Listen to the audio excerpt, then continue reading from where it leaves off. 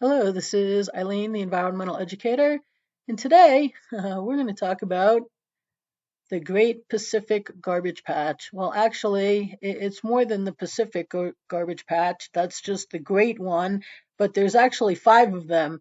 Yeah, and a lot of people don't know that, but that's a fact. And so this is Wikipedia. It says that it covers 1.6 million square kilometers. Some plastics are over 50 years old. It's plastics from everything. And small fibers of wood pulp are found throughout the patch. Most people don't know that either. Its research indicates the patch is rapidly accumulating. It is believed to have increased tenfold each decade since 1945. It's double the size of Texas, contains more than 3 million short tons, 2.7 million metric tons of plastic. And the just the Great Pacific Garbage Patch contains approximately 6 pounds of plastic for every pound of plankton. That's some scary stuff. And that's why today, there's even a big business, the largest cleanup in history, the ocean cleanup. It's This is a group here. I think everybody knows about this group. They're out there cleaning up all the plastics out of the ocean. And there's a lot of plastics out there. If you just search the ocean garbage patch, I mean, look at this, just a river right there. This looks like its own little island. I mean, it's not an island, and a lot of the parts of the ocean garbage patch aren't packed in like this because a lot of the plastics are microplastics, and they're just so small you can't even really see them. You could be floating through part of the ocean garbage patch where it's at, and you could just be in a bunch where there's just a bunch of micro plastics. But you could come across something as small as this, or yeah, as large as that. Imagine going across the ocean and that's what you see. It's And then, oh, where does it end up? Oh, right, we've all seen it on the beaches. Yeah, I'm laughing, but it's not really funny. But we've all seen it on the beaches. These are just some pictures of it. If you just search on Google Image, it's oh boy, it's and then of course, right here, animal life. They get caught up in it. I did a search. Um, Here's just some more of it all over the oceans, but I did a search for it on animals, and there you go. They ingest it, they get it caught on them, they they eat it. You know, they get caught in the nets. They Let me see here. There's more. There's more pictures here getting caught in it. Here's in a plastic bag. Another one in a plastic bag. We got a couple of those coming up. A couple more. And eating a plastic bag. It's yeah. This is it. It gets mistaken for food. And some animals, it's a pretty big part of their diet. The plastic that they're eating, their diet. Right, here it is on the beaches. That's just beautiful. Caught up in it. And this is just not, there's a bird. I don't know if he's going to eat that. They make nests out of it. They do. Or maybe they're just helping clean it up, bringing it up onto the beach, going, "Hey humans, hey, could you looks like somebody did some cleanup there. That's a lot. That's all picked up, but this is what happens." And look at that poor little guy. But this is the result of us just being so, um, spoiled that we think that we just have to have plastic every time we turn around. and we need to be convenienced every time we turn around, and then we think nothing of just throwing it away. And so long as it disappears from our eyesight, nobody really cares about what happens to it. And so this right here, this marine debris, NOAA, and garbage patches are large areas of the oceans where litter, fishing gear, and other debris known as marine debris collects. They are formed by rotating ocean currents called gyres. Yeah, I can never pronounce that word. There's some words yeah, I can't pronounce. It just doesn't come out right. And yeah, it says, there's 5 in the oceans, and we just went over that. There's 5. The Great Pacific Garbage Patch, GPGP, as sometimes it's abbreviated. It is definitely the biggest and the most well known. Some areas of the patch have more trash than others. Much of the debris is made up of microplastics. Because microplastics are smaller than a pencil eraser, they are not immediately noticeable by the naked eye. It's more like pepper flakes swirling in a soup than something you can skim off the surface. You can come across larger items like bottles and nets, but it's possible to sail through some areas of the garbage patch and not see any debris at all. But they're huge, and it's difficult to estimate an exact size as trash is constantly moving with ocean currents and winds. And yeah, here's the ocean currents. So they all get collected in the middle of this. It's sad. There's entanglement and ghost fishing. Marine life can be caught and injured or potentially killed in certain types of debris. Lost fishing nets are especially dangerous. They're called ghost nets. And, they can trap or wrap around animals, entangling them. Plastic debris, the loops can get, hooked on wildlife, and plastic, plastic straps, 6-pack rings, handles of plastic bags. Animals ingest them, mistakenly eat plastic and other debris. And these items can take up room in their stomachs, making the animals feel full and stopping them from eating real food. And then non-native species, so they're worried about if the species is invasive, just like everywhere else, it can happen in the ocean. It's not just things that happen on land with plants. So and it says, it has impacts on human health. It ends up in your your food, and your seafood, and your sea salt. It ends up in tap water and beer, even in honey. They say it's we've all heard you can find um, microplastics in Antarctica. How do we get rid of garbage patches? It may not be possible to entirely get rid of garbage patches. Some of the material will take a long time to break down in the environment, while others, like plastics, may never fully go away. Fishing nets, but what they never mention here is how about we just get on the solutions the world needs, and we end our disposable society, and we stop putting plastics out there that can end up in the oceans. Who never thinks about that? Oh yeah, that's right. The people here at the ocean cleanup, they're about cleaning up the ocean. But that's a band-aid. What we actually have to do is stop putting plastics into the ocean. Yeah, how simple and logical is that?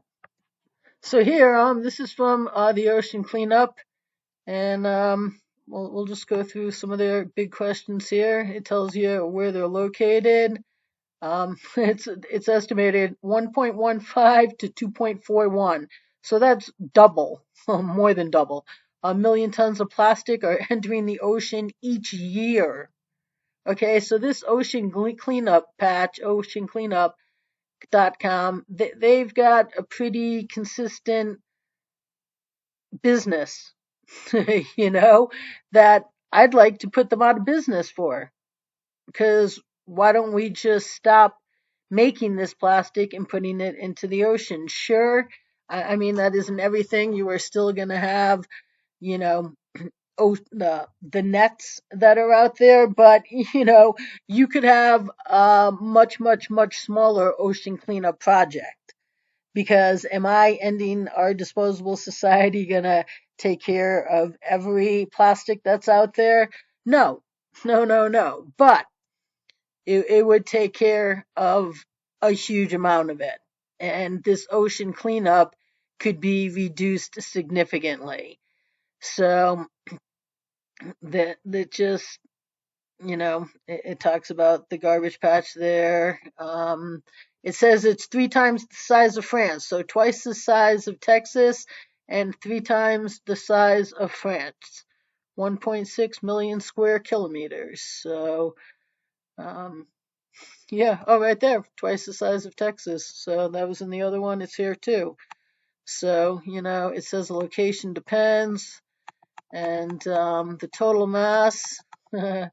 It's there is the equivalent of 250 pieces of debris for every human in the world. Okay, so I laugh, but that's not funny. When you say it's the equivalent of 500 jumbo jets, people go, "My God, that just doesn't really seem like that much." But when you say there are 250 pieces of debris for every human in the world, and I'm wondering what this 250 is too. I mean, is that big visible pieces like you can see like bottles? I mean, or does that include microplastics too? I would have to think that this would be big visible ones, but it doesn't clarify. But that's a lot. That's a lot. So they definitely, have a world that keeps them in business. And right here, this right here, this crate was found in the GPGP, Great Pacific Garbage Patch. It was produced in 1977. So right now, that's 45 years old. And this would be a responsible use of plastic, because this plastic has a purpose where it can be used to for decades before it no longer is usable, and then you recycle it. But plastics can be good because they are so durable. We just don't use them as being durable. But this, should have never found its way into the ocean. A lot of things that are in the ocean should have never found their way there. But I mean, this is a waste because this should have been out being used. So yeah, if we kept them out of the oceans, that would help keep these guys out of business too. And then it just says, megaplastics. This is how many are out there, but they break down. They never go away.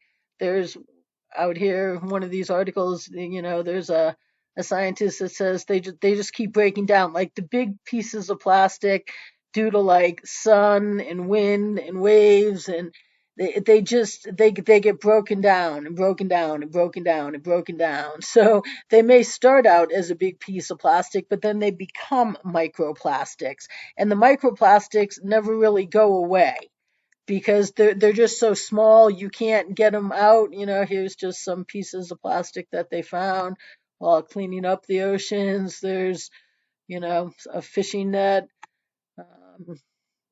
and yeah, it gets ingested into the food. Look at that poor turtle. Oh, look at that poor little guy. But and it affects the food chain. They end up in food. And then you're eating fish that you think is healthy, and it's plastic. But plastic pollution costs $13 billion per year. Is that to clean up? Plastic pollution costs $13 billion per year. I don't really know if that means all the plastic that's in there, or all of the damage it does, or how much it costs to clean it up. So that's not a complete figure. 180 times more plastic than food at the surface of the Great Pacific Garbage Patch. And I think they're talking about fish food there. So that's why fish are eating plastics. That's so these guys out here at the ocean cleanup, they really have job security going on for them, because we just keep continuing to put plastics in our ocean. And do you hear any environmental voice talking about ending our disposable society? So, and that includes, all those little plastic bags. And, but no, nobody does. So these guys out here at the ocean cleanup, they just have, a business that they're not going out of business anytime soon. Every year, millions of tons of plastics enter the ocean, of which the majority spills out from rivers. That's and they aim to clean up 90% of floating ocean plastic pollution. Floating. But it sinks down too. It eventually it sinks down, especially when it becomes microplastics. It's found at the ocean floor. And they're out there on the rivers, they're out there on the ocean, and these guys, they are, oh, looks cool. Elon Musk. Now, I wish Elon Musk knew about the environmental educator, because I think Elon would be all on board, preventing the need for the ocean cleanup. And here's the team. Oh, well, let's join our team. So, somewhere here. But, I looked at joining their team. I was like, why not? And then they didn't really have a job for putting them out of business. So right here, I put together, they had a press, and it's for, press, but I was like, hey, why don't we get on working on putting you out of business, basically, is what I say here. It's this ocean cleanup is, like recycling. Look at how many processes go into all of this cleanup here. These big boats aren't just operating without, burning fuel. And look at how many are out here, and look at the process, these nets, and look at the manufacturing that's going on, that they are doing, and then hauling all of this back to where, and then what happens with it. Look at these, probably gets put into, these shipping containers. I mean, I don't know, but look at all the processes that are here. It's like recycling. That's what I tell them here. It's like recycling. Recycling is not responsible. It is a gazillion processes for things that should have never been here. So I'm like, hey, let's partner up, and we need to end the need to clean up our oceans. Let's work on that too. So right now, you can read this right here. If you want to pause, you can read it. I'm going to send this to them, and there we go. Sent. So nothing against these guys here, because I truly can't argue with them. Here they are right here. This guy Boyan, CEO and founder, and yeah, I don't know what their thing with sunglasses is. Maybe because they're out on the boat, but waste manager specialist. You know what? We shouldn't be employing people that are waste managers. This person, sorry, Angela, but you need to be put out of a job. All right. It's I mean, they have data scientists. the director of operations and science, and head of ocean technology, operations manager, business development manager. I mean, look at all these people that we just really shouldn't be employing. It's and these are just their top people.